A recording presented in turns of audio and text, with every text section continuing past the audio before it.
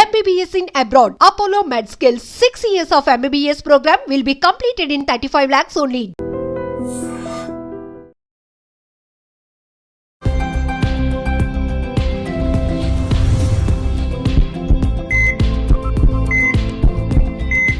నమస్తే, welcome to healthy conversations with I dream. నేను మీ Jhansi. So ఈరోజు మనం మెడికవర్ హాస్పిటల్లో ఉన్నాం. డాక్టర్ ప్రశాంత్ రెడ్డి గారు ఉన్నారు, senior consultant radiation oncologist. So cancer అనేది వన్ ఆఫ్ ద టాప్ డిసీజెస్లో ఒకటిగా ఉంటుంది. షుగర్ ఇలాంటివన్నీ పోల్చుకుంటే టాప్ 10 కాదు, టాప్ 5లో ఉందని చెప్పొచ్చు. మరి క్యాన్సర్ ముందుగా మనం డిటెక్ట్ చేయొచ్చా? ఎలాంటి సిమ్టమ్స్ ఉంటాయి తెలుసుకుందాం. నమస్తే సార్. నమస్కారం. ఎలా ఉన్నారు సార్? Fine, thank you. మీరు ఎట్లా ఉన్నారు? బాగున్నాను సార్. సో క్యాన్సర్ అనేది ఇంతకుముందు మనం కంపేర్ చేసినట్లయితే ఎక్కడో ఎవరికో వచ్చేది. ఇప్పుడు మన రిలేటివ్స్లో కానీ, కొలీగ్స్లో కానీ, ఫ్రెండ్స్లో కానీ చాలా మందిలో వింటున్నాము, చాలా ఫ్రీక్వెంట్గా వింటున్నాం క్యాన్సర్ అనేది. సో ఈ స్టేజెస్ అనేవి ఎర్లీగా డిటెక్ట్ చేసుకొని మనకి రేడియేషన్ వరకు కానీ, కీమోథెరపీ ఇలాంటి వాటి వరకు వెళ్లకుండా సిమ్టమ్స్ ఏమైనా ఉంటాయా? ముందుగా తెలుస్తుందా క్యాన్సర్ గురించి? First of all I dream ప్రేక్షకులకి నమస్కారం అండి. మీరు చాలా మంచి క్వశ్చన్ అడిగారు. బట్ అన్ఫార్చునేట్లీ ఇది చాలా కామన్ క్వశ్చన్ అందరూ, ఎందుకంటే క్యాన్సర్ అంటే భయం వేస్తుంది కదా. ఈవెన్ నా పేషెంట్స్ వచ్చినా వాళ్ళ రిలేటివ్స్ ముందుగానే ఎట్లా డిటెక్ట్ చేయవచ్చండి అని అడుగుతారు. ఈ ఎర్లీ డిటెక్షన్ అనేది ఎక్కడ ఉంది అంటే క్యాన్సర్ అనేది ఎక్కడన్నా రావచ్చు బాడీలో, ఎక్కడ ఉందో దాన్ని బట్టి ఉంటుంది అనమాట. సపోజ్ ఎగ్జాంపుల్ ఆడవాళ్ళలో చూసుకుంటే రొమ్ము క్యాన్సర్ కామన్, గర్భసంచి ముఖద్వారం సర్వైకల్ క్యాన్సర్ అనేది కామన్. రొమ్ము క్యాన్సర్ ఉన్నప్పుడు ఇనీషియల్గా ఎట్లా డిటెక్ట్ చేస్తారు? ఏదైనా చిన్న గడ్డలాగా ఫామ్ అవుతుంది అనమాట రొమ్ములో. అది పెయిన్లెస్ ఉంటుంది ఇనీషియల్గా, అసలు నొప్పి అనేది ఉండదు. అందరూ చేసే పొరపాటు అదే, నొప్పి లేదు కదా అది మామూలు గడ్డే ఉండొచ్చు అంటారు. అది పెద్ద అపోహ. ఫస్ట్ స్టేజ్లో ఆ గడ్డ ఏదైతే ఉందో అసలు నొప్పి అనేది ఉండదు. అట్లాగే సర్వైకల్ క్యాన్సర్ చూసుకుంటే ఫస్ట్ సిమ్టమ్ ఏంటంటే పోస్ట్ కాయిటల్ బ్లీడింగ్ అంటారు. అంటే భార్యాభర్త కలిసినప్పుడు కొంచెం బ్లీడింగ్ కనిపించడము, అది చాలామంది నెగ్లెక్ట్ చేస్తారనమాట. సో ఇట్లా ఉంటుంది. అట్లాగే మగవాళ్ళలో చూసుకుంటే హెడ్ అండ్ నెక్ క్యాన్సర్, నోటి క్యాన్సర్, బుగ్గ క్యాన్సర్ కామన్ మన భారతదేశంలో చూసుకుంటే. ఏదన్నా మానని పుండు చాలా కాలం పాటు ఉన్నట్లయితే ఇది సేమ్ అనమాట. ఫస్ట్ ఇనీషియల్ స్టేజ్లో ఆ పుండు అనే నొప్పి ఉండదు, చాలామంది అదే నెగ్లెక్ట్ చేస్తారు. ఇనీషియల్గా ఉండదండి. అది ఎట్లయితే కొంచెం డీప్గా వెళ్తుందో, బోన్ ఇన్ఫిల్ట్రేట్ అవుతుందో అప్పుడు పెయిన్ అనేది ఉంటుంది అనమాట. ఇవే కాకుండా ఇంకా అన్ఎక్స్ప్లెయిన్డ్ వెయిట్ లాస్ అంటారు. సడన్గా బరువు తగ్గడము, ఎందుకు తగ్గుతారో తెలియదు. హెల్తీగా ఉన్న ఇండివిజువల్ సడన్గా బరువు తగ్గడము, ఆకలి బాగా తగ్గడము, కొంచెం తినంగానే ఫుల్ అయిపోవడం అనమాట, ఎక్కువ తినలేకపోవడము. ఇవే కాకుండా కొన్ని క్యాన్సర్లో అన్ఎక్స్ప్లెయిన్డ్ ఫీవర్, రెగ్యులర్గా జ్వరం వస్తుంటుంది. ఎందుకు జ్వరం వస్తుందో తెలియదు. ఇన్ఫెక్షన్ డిటెక్ట్ చేయ మలేరియా, టైఫాయిడ్ అన్ని టెస్టులు చేస్తారు, ఏది బయటపడదు అనమాట. సో ఇట్లాంటి లక్షణాలతో కూడా మనకి ప్రజెంట్ అవ్వడం జరుగుతుంది. సో కొద్దిగా వేగ్గా ఉంటాయండి ఎర్లీగా. సో మనం స్పెసిఫిక్గా ఆ సిమ్టమ్స్ మనం చూసుకొని ప్రజల అవగాహన అనేది ఉండాలి, అవేర్నెస్. సో చాలామంది చెప్తుంటారు షుగర్ అనేది ముందు జనరేషన్స్కి ఉన్నట్లయితే మనకు కూడా వచ్చే అవకాశం ఉంటుంది పేరెంట్స్ కానీ. క్యాన్సర్ కూడా జెనెటికల్ పరంగా వచ్చే ఛాన్సెస్ ఉన్నాయా? ఉంటే ఎంత పర్సెంటేజ్ రావచ్చు పిల్లలకి అలా? డెఫినెట్గా హెరిడిటరీ మ్యూటేషన్స్ వల్ల వచ్చే క్యాన్సర్లు ఉంటాయండి. బట్ అదృష్టవశాత్తు ఏంటంటే 5-10% వరకే, అంటే 100 క్యాన్సర్లు ఉంటే 5-10% వరకు హెరిడిటరీ మ్యూటేషన్స్ వల్ల వచ్చే క్యాన్సర్స్ ఉంటుందన్నమాట. మోర్ దెన్ 90%, 90% పైన అవి స్పొరాడిక్ అంటారు అనమాట. అవి తెచ్చుకున్నట్టే స్పొరాడిక్ క్యాన్సర్స్ ఉంటాయి. బట్ హెరిడిటరీ చాలా తక్కువ ఉంటుంది. ముఖ్యంగా మనకి ఎట్లా తెలుస్తుంది హెరిడిటరీ ఉండే ఛాన్సెస్ ఉండొచ్చు అంటే వీటి వల్ల వచ్చే క్యాన్సర్స్ చాలా ఎర్లీ ఏజ్లో వస్తాయి అన్నమాట. రొమ్ము క్యాన్సర్ అనుకోండి, నార్మల్గా ఎల్డర్లీ ఇండివిజువల్స్ పోస్ట్ మెనోపాజల్లో కామన్గా వస్తుంటుంది. కాకపోతే ఈ హెరిడిటరీ వల్ల వచ్చే రొమ్ము క్యాన్సర్లు ఏంటంటే 30, 35, 40 సంవత్సరాలు చాలా ఎర్లీ ఏజ్లోనే రావడం జరుగుతుంది. అట్లాగే చాలా క్యాన్సర్స్ అనమాట ఈ మ్యూటేషన్స్ వల్ల మనకి ముందుగానే వస్తాయి. మనకి మ్యూటేషన్స్ చాలా వరకు డిటెక్ట్ చేసుకోవచ్చు మనము. ఆ మ్యూటేషన్స్ చూసుకొని కామన్ ఏంటంటే బ్రాకా మ్యూటేషన్ అంటారు, BRCA మ్యూటేషన్ అంటారు. ఎవరైతే ఈ యంగ్ ఏజ్లో క్యాన్సర్ వచ్చి లేదంటే చాలా ఫ్యామిలీ హిస్టరీ మదర్కి ఉంటుంది, ఫస్ట్ డిగ్రీ రిలేటివ్స్ ఉంటుంది అనుకుని వాళ్ళకి టెస్ట్ అనేది చేస్తాం. సింపుల్ బ్లడ్ టెస్ట్లో కూడా చేయవచ్చు. అది ఆ మ్యూటేషన్ కానీ పాజిటివ్ ఉన్నట్లయితే వాళ్ళ ఫ్యామిలీ మెంబర్స్ కొంచెం జాగ్రత్తగా ఉండాలండి. ఎందుకంటే ఆ మ్యూటేషన్ వాళ్ళల్లో కూడా ఉన్నట్లయితే ఈ రొమ్ము క్యాన్సరే కాదు, అండాశయం ఇది ఓవేరియన్ క్యాన్సర్ అవి కూడా రావడానికి ఛాన్సెస్ ఉంటుంది. సో మనకి ఎవరికైతే స్ట్రాంగ్ ఫ్యామిలీ హిస్టరీ ఉందనుకోండి, ఫ్యామిలీలో ఫస్ట్ డిగ్రీ రిలేటివ్స్ అంటారు, అంటే పేరెంట్స్ వాళ్ళకి ప్లస్ ఫ్యామిలీలో ఎక్కువ హిస్టరీ ఉండే వాళ్ళకి మేము రూల్ అవుట్ చేసుకుంటాం ఈ హెరిడిటరీ కాసెస్ ఏమైనా ఉన్నాయా ఏంటి అని. ఓకే. సో మన హ్యాబిట్స్ వల్ల వచ్చే అవకాశం ఉంటుందా? ఏదైనా మనం చేసే మిస్టేక్స్ మన లైఫ్ స్టైల్లో వాటి వల్ల ఏమైనా క్యాన్సర్ వచ్చే అవకాశం ఉంటుందా? ఓ ఎస్ అండి, డెఫినెట్గా. మోస్ట్ కామన్ కాజ్ వచ్చి టొబాకో అండి. Tobacco, smoking, consumption. మీకు సింపుల్ ఎగ్జాంపుల్ చెప్తానండి. మన ఇండియాలో 16 నుంచి 18 లక్షల కేసులు డయాగ్నోస్ అవుతాయి ఆన్ అన్ యావరేజ్ ప్రతి సంవత్సరం. 16 నుంచి 18 లక్షలు. అందులో 3వ వంతు ఈ టొబాకో రిలేటెడ్ ఉంటుంది. అంటే మగవాళ్ళలో చూసుకుంటే 40% cancer tobacco related. Either tobacco చాలా గుట్కా రూపంలో తీసుకుంటారు, స్మోకింగ్ రూపంలో తీసుకుంటారు, రకరకాలు కదా. అంటే మీరు ఇమాజిన్ చేయండి, 18 లక్షల కేసులో మగవాళ్ళలో 50%, 9 లక్షలు ఆల్మోస్ట్ 40%, 3-4 లక్షల కేసులు మనం టొబాకో టోటల్ బ్యాన్ చేస్తే వాళ్ళకి ఆ క్యాన్సర్ వచ్చే ఛాన్సే ఉండదు. రాదు, అన్ఫార్చునేట్, వెరీ అన్ఫార్చునేట్ అది. సో ఇట్స్ ఏ సింపుల్ అనమాట. 4 నుంచి 5 లక్షల కేసులన్నీ డయాగ్నోసే కావు టొబాకో దూరం ఉంటే. ప్లస్ ఆల్కహాల్ ఒకటి, ఫుడ్ హ్యాబిట్స్ లైక్ ఒబేసిటీ ఒక మెయిన్ కాజ్. అవునండి, చాలా మందికి ఎంతసేపు స్మోకింగ్ వాటి మీద కాన్సన్ట్రేట్ చేస్తారు, కానీ ఒబేసిటీ అనేది కూడా ఇప్పుడు అది ఒక ముఖ్య కారణం క్యాన్సర్కి. ఎందుకంటే దానివల్ల చాలా ఇది ఉంటుందండి. Obesity itself is A chronic inflammatory condition అంటారు. దానివల్ల ఎందుకంటే ఆబ్వియస్లీ మనకి జంక్ ఫుడ్ ఇవన్నీ ఎక్కువైనాయి, ప్రాసెస్డ్ ఫుడ్ తీసుకోవడము, ఫిజికల్ యాక్టివిటీ చాలా వరకు తగ్గిపోయింది. దీనివల్ల ఒబేసిటీ ఈవెన్ యంగర్ ఇండివిజువల్స్లో ఈవెన్ పిల్లలు కూడా ఆడడం మానేశారు, పాత రోజుల్లాగా ఆడట్లేదు. సో దానివల్ల చిన్న వయసు నుంచి ఒబేసిటీ అనేది ఉంటుంది. ఆ ఒబేసిటీ వల్ల చాలా రకాల క్యాన్సర్స్ వస్తాయండి. రొమ్ము క్యాన్సర్ కానీ, ఓవేరియన్ క్యాన్సర్, అది యూటరైన్ క్యాన్సర్ కానీ, కోలాన్ క్యాన్సర్ కానీ, వీటన్నిటికీ ఒబేసిటీతో లింక్ ఉంటుందండి. ఓకే. స్ట్రెస్ అనేది నౌడేస్ బాగా, అంటే చిన్న పిల్లల్లో కూడా ఇప్పుడు నేను డీల్ చేయలేకపోతున్నాను స్ట్రెస్ అని అంటుంటారు కదా. స్ట్రెస్ వల్ల క్యాన్సర్ వచ్చే అవకాశం ఉంటుందా సార్? డైరెక్ట్ రిలేషన్ అయితే లేదండి. ఏ స్టడీ కానీ స్ట్రెస్ మెయిన్ కాజెస్ మనం స్మోకింగ్ ఇవన్నీ చెప్తాం కదా, స్ట్రెస్ అనేది దాంట్లో యాడ్ చేయము. బట్ స్ట్రెస్ వల్ల ఏమవుద్దంటే మనకి ఓవరాల్ మన వర్క్ స్ట్రెస్ కానీ, ఈవెన్ మీరు చెప్పినట్టు పిల్లల్లో స్ట్రెస్ ఉంటుంది. ఎస్పెషల్లీ మనకి అడల్ట్స్లో ఏంటంటే నాట్ ఓన్లీ మన ట్రావెల్, ఉదయం లేసి ట్రావెల్ దగ్గర నుంచి మనకి స్ట్రెస్ స్టార్ట్ అవుద్ది. ఎందుకంటే 1 to 1.5 hours తొందరగా వెళ్ళాలి, ట్రాఫిక్, అక్కడికి వెళ్ళి అక్కడ టార్గెట్స్ అని ఇప్పుడున్న కార్పొరేట్ కల్చర్లో. సో వేరియస్ స్ట్రెస్ ఉంటుంది అన్నమాట, చాలా రకాల. ఆ స్ట్రెస్ వల్ల ఏమవుద్దంటే మన ఇమ్యూనిటీ అనేది తగ్గుద్ది. ఎందుకంటే ఈ స్ట్రెస్ ఎప్పుడైతే పెరుగుద్దో కొన్ని హార్మోన్స్ ఉంటాయి అన్నమాట, కార్టిసోల్ అని, స్టీరాయిడ్స్ అంటారు కదా, మన బాడీలో ఆ లెవెల్స్ అనేవి పెరగడం జరుగుతుంది. అవి ఎప్పుడైతే పెరుగుతుందో మన ఇమ్యూనిటీ తగ్గుద్ది అనమాట. నాట్ ఓన్లీ క్యాన్సర్ కాదు, వాళ్ళు more prone to develop infections. ఎప్పుడైతే మనకి ఇమ్యూనిటీ తగ్గుద్దో ఇన్ఫెక్షన్స్ వస్తుంది, క్యాన్సర్ కూడా రావడానికి అంటే డైరెక్ట్ రీజన్ అయితే కాదు, ఎక్కడైతే ప్రూవ్ కాలేదు, but it's a risk factor, one of the. ఎప్పుడైతే, ఎందుకంటే మన ఇమ్యూనిటీ అనేది బాగుండాలండి. ఎందుకంటే చాలా ఈ క్యాన్సర్ అనేది డెఫినెట్గా ఈ డిఎన్ఏ డ్యామేజ్ వల్ల జరుగుతుంది, జెనెటిక్ మ్యూటేషన్ అంటారు. మన బాడీలో ప్రతి ఒక్క ఇండివిజువల్లో, మీలలో కానీ నాలో కానీ రోజుకి ఎన్నో మ్యూటేషన్ జరుగుతుంటాయి, మనకి తెలియదు. కానీ అది క్యాన్సర్గా మారకుండా మన ఇమ్యూన్ మెకానిజం దాన్ని టేక్ కేర్ చేస్తుంది అనమాట. ఎక్కడైతే ఆ డిఎన్ఏ డ్యామేజ్ ఉన్న కణాలు ఉంటాయో వాటిని పట్టుకొని నాశనం చేస్తుంది, ఆ క్యాన్సర్ స్టేజ్కి వెళ్దు. ఎప్పుడైతే ఈ వేరియస్ ఇండైరెక్ట్ ఫ్యాక్టర్స్ వల్ల ఇమ్యూనిటీ తగ్గుద్దో ఆబ్వియస్లీ ఆ మెకానిజం అనేది వాళ్ళ రిస్క్ అనేది ఎక్కువ ఉంటుంది. ఓకే సార్, ఇప్పుడు అందరికీ అవేర్నెస్ వస్తుంది. స్క్రీనింగ్ టెస్ట్లు అనేవి ఎన్ని మంత్స్కి ఒకసారి చేయించుకోవాలి? ఏమేమి స్క్రీనింగ్ టెస్ట్లు ఉంటాయి?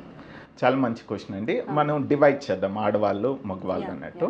ఎందుకంటే ఆడవాళ్ళలో చెప్పాను కదా, కామన్ క్యాన్సర్స్ అనేది రొమ్ము క్యాన్సర్, సర్వైకల్ క్యాన్సర్. రొమ్ము క్యాన్సర్కి 40 సంవత్సరాలు దాటాక కనీసం 2-3 సంవత్సరాలకి మ్యామోగ్రామ్ అని సింపుల్ ఎక్స్రే ఉంటుంది, రొమ్ముకి ఎక్స్రే చేస్తారు. దానివల్ల రేడియేషన్ డోసేజ్ కూడా చాలా తక్కువ ఉంటుంది. అదేమి అందరికి చాలా భయం అనమాట, రేడియేషన్ ఎక్స్రే డోస్ చాలా తక్కువ ఉంటుంది. దానివల్ల ఏంటంటే చాలా ఎర్లీగా డిటెక్ట్ చేయవచ్చు మనం. చాలా చిన్న, ఈవెన్ చేతికి కూడా తగలనంత చిన్న సైజుది కూడా అది పట్టేస్తుంది అనమాట. దానివల్ల ఏంటంటే చాలా ఈజీగా మనం ట్రీట్మెంట్ కూడా జరుగుద్ది. క్యూర్ రేట్ ఆల్మోస్ట్ 100% ఉంటుంది. సర్వైకల్ క్యాన్సర్ వచ్చినట్లయితే దానికి మనం ప్యాప్స్మియర్ టెస్ట్ అనేది ఉంటుందండి. 25 సంవత్సరాలు అంటే ఎవరికైతే మ్యారేజ్ అయ్యి సెక్షువల్గా యాక్టివ్గా ఉండి 25 years దాటాక 3 yearsకి ఒకసారి సింపుల్ టెస్ట్, 5 minutes టెస్ట్, అది అవుట్ పేషెంట్ టెస్ట్. అది నొప్పి ఉండే టెస్ట్ కూడా కాదు. దాంట్లో ఏంటంటే ఈ నార్మల్ కణాలకి క్యాన్సర్కి మధ్యలో ఒక స్టేజ్ ఉంటుంది అనమాట, ప్రీ మ్యాలిగ్నెంట్ స్టేజ్ అంటారు. ఆ స్టేజ్లోనే మనం డిటెక్ట్ చేసినట్లయితే సింపుల్ ప్రొసీజర్స్తో దాన్ని మనము క్యూర్ చేయడానికి, అంటే క్యాన్సర్గా మారకుండా ముందే మనము దాన్ని క్యూర్ చేసుకోవచ్చు, డిటెక్ట్ చేసుకోవచ్చు. సో ఆడవాళ్ళలో చూసుకుంటే ఈ రెండు, మ్యామోగ్రామ్ ఒకటి, ప్యాప్స్మియర్ ఒకటి. మగవాళ్ళలో చూసుకుంటే most common obviously head and neck cancers అంటారు. నోట్లో ఎక్కడన్నా రెగ్యులర్ డాక్టర్ దగ్గరికి వెళ్ళి కనీసం ఎస్పెషల్లీ ఎవరైతే టొబాకో హ్యాబిట్ ఉంటుందో, గుట్కా కానీ స్మోకింగ్ కానీ, వాళ్ళు రెగ్యులర్గా వెళ్ళి ఎగ్జామిన్ చేసుకోవాలండి. ఓరల్ క్యావిటీ అదే మానేస్తేనే బెటర్, 100% వాళ్ళు మానేయాలి. బట్ వాళ్ళు రెగ్యులర్గా చేయడము, చెస్ట్ ఎక్స్రే కనీసం ఒక ఏజ్ దాటాక, ఎస్పెషల్లీ స్మోకింగ్ హ్యాబిట్ ఉండేవాళ్ళు రెగ్యులర్గా. అదృష్టవశాత్తు ఏంటంటే most of the master health checkups, ఎందుకంటే ఇప్పుడున్న అవేర్నెస్ బాగా పెరిగింది, ఎస్పెషల్లీ అర్బన్ సెటప్లు, ఇంకా రూరల్లో లేదు. కానీ వాళ్ళు దీనికే కాదు, అన్ని కార్డియాక్ డిసీజెస్ కానీ డయాబెటీస్ కానీ అన్నిటికి కలిపి చేస్తారు. దాంట్లో మోస్ట్ ఆఫ్ ది టెస్ట్లలో ఇవి కూడా కవర్ అవుతాయి. వాళ్ళు పిఎస్ఐ టెస్ట్ అని ప్రాస్టేట్ క్యాన్సర్కి టెస్ట్ చేస్తారు మగవాళ్ళలో, ఆడవాళ్ళలో మెమోగ్రామ్ ఉంటుంది, ప్యాప్స్మియర్ ఉంటుంది. ఆల్మోస్ట్ కాంప్రహెన్సివ్గా మోరల్లెస్ మనకి కామన్ క్యాన్సర్స్ అన్ని దాంట్లో కవర్ అయిపోతాయి. ఓకే. అండ్ సార్ కొన్ని స్పెషల్ కేసెస్ ఉంటాయి. ఇఫ్ షుగర్ పేషెంట్స్లో కానివ్వండి, ప్రెగ్నెన్సీ ఉమెన్లో కానివ్వండి, ఒకవేళ క్యాన్సర్ డిటెక్ట్ చేస్తే వాళ్ళకి ఎలాంటి ట్రీట్మెంట్స్ ఉంటాయి? షుగర్ వాళ్ళకి అంటే రెగ్యులర్ ట్రీట్మెంట్ వాళ్ళకైనా సపరేట్ ఏమి ఉండదండి. Regular diabetes, especially type 2 diabetes అంటారు కదా, కామన్గా 90% టైప్ 2 డయాబెటీస్ అనేది ఉంటుంది. టైప్ 2 డయాబెటీస్ ఏంటంటే వాళ్ళు ఇన్సులిన్కి రెసిస్టెంట్ ఉంటారు అనమాట. వాళ్ళ బాడీ లెవెల్స్ ఇన్సులిన్ శాతం చాలా ఎక్కువ ఉంటుంది. షుగర్ లెవెల్స్ కంట్రోల్ చేయడానికి ఇన్సులిన్ ఎక్కువ. ఆ ఇన్సులిన్ అనేది గ్రోత్ ఫ్యాక్టర్ అంటారు, అది క్యాన్సర్ రావడానికి కారణం అండి. ఇది బ్రెస్ట్ క్యాన్సర్ కానీ ప్యాంక్రియాటిక్ క్యాన్సర్ కానీ. So type 2 diabetes it self is one of the risk factor for cancer compared to normal individuals. అట్లాగే చూసుకుంటే ఇంకా మీరు ప్రెగ్నెన్సీ అన్నారు. ప్రెగ్నెంట్ కండిషన్లో క్యాన్సర్ అనేది చాలా ఛాలెంజింగ్ ఉంటుందండి. ఈవెన్ ఆఫ్ కోర్స్ పేషెంట్కి చాలా స్ట్రెస్, వాళ్ళ ఫ్యామిలీ మెంబర్స్కి. ప్రెగ్నెన్సీ అంటేనే young women, obviously we are dealing with someone who is in 20s and 30s. But మనకి రెగ్యులర్గానే మేము డిటెక్ట్ చేస్తుంటాము. రొమ్ము క్యాన్సర్ బయటపడుతుంటుంది, ఒక్కోసారి అండాశయం క్యాన్సర్ బయటపడుతుంటుంది. ఒకవేళ వెరీ ఎర్లీ ప్రెగ్నెన్సీ అనుకోండి, అంటే ఫస్ట్ ట్రైమెస్టర్ అంటారు, అప్పుడు we advise them to terminate the pregnancy.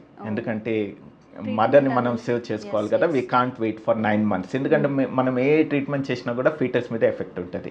మనం రేడియేషన్ ట్రీట్మెంట్ ఇవ్వలేము, కీమోథెరపీ అనేది రూల్డ్ అవుట్, చాలా వరకు డ్రగ్స్ ఇవ్వలేము, సర్జరీ కూడా ఆలోచించుకోవాలి. ఒక్కోసారి ఓన్లీ స్మాల్ సర్జరీ అయితే మనం సపోజ్ బ్రెస్ట్ వెరీ చాలా చిన్నది ఉంది తీసేస్తాం అనమాట, అదేం ప్రాబ్లం లేదు. అట్లయితే మనం వీల్ గో హెడ్. లేదు ఆ పేషెంట్ కంపల్సరీ కీమోథెరపీ కానీ రేడియేషన్ కానీ పడుద్ది అంటే ఒకవేళ ఎర్లీ ప్రెగ్నెన్సీ ఉంటే మనము టర్మినేట్ చేస్తామండి. కొంచెం లేట్ ప్రెగ్నెన్సీ ఉంటే మనం ఓకే కంటిన్యూ అయ్యే వరకు. కొన్ని రకాల క్యాన్సర్ చాలా స్లోగా గ్రో అవుతాయి అన్నమాట, అంత ఫాస్ట్ అగ్రెసివ్గా ఉండదు. వాళ్ళలో మనం వెయిట్ చేయొచ్చు. లేదు కొన్ని క్యాన్సర్ చాలా అగ్రెసివ్గా ఉంటుంది, ఎస్పెషల్లీ రొమ్ము క్యాన్సర్, ఇన్ఫ్లమేటరీ బ్రెస్ట్ క్యాన్సర్ అని ఒక రకం ఉంటుంది, చాలా ఫాస్ట్ గ్రో అయిపోద్ది. అప్పుడైతే మనం ప్రెగ్నెన్సీ టర్మినేట్ చేయాల్సి. సో ఎందుకంటే మనం మదర్ని కాపాడుకోవాలి కదా, సో అది కొంచెం ఛాలెంజింగ్ ఉంటుందండి.